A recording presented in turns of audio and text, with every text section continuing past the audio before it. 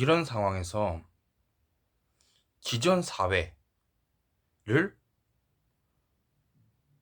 완전히 바꾸는 과정에서 나이라는 게 어떻게 보면 유일한 위기가 됐을 가능성이 높다고 봅니다. 하지만 그 변화가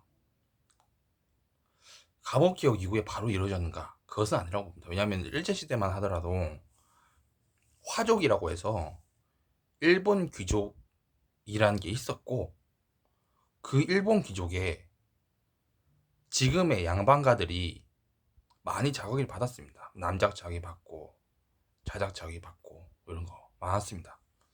그리고 그 조선 왕실도 일본 천황과 안에 들어가서 이왕가라고 해서 나름대로 먹고 살만했죠.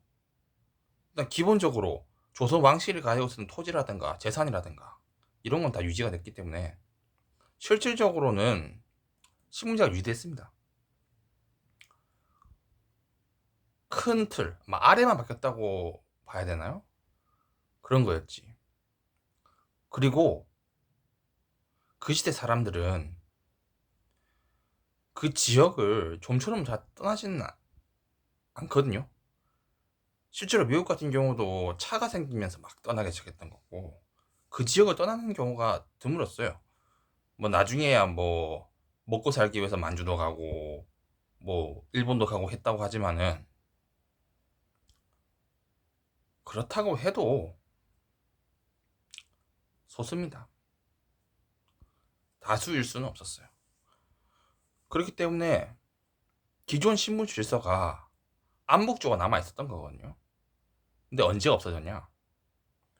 그거는 해방 이후, 6.25 전쟁 이후라고 보는 게 더 정확할 것 같습니다. 왜냐면 그때 북에서 남에서 전쟁이 일어나면서 사람들이 전혀 고향이 아닌 곳까지 가고 오고 죽고, 이런 과정에서 고아들도 엄청나게 발생을 했고,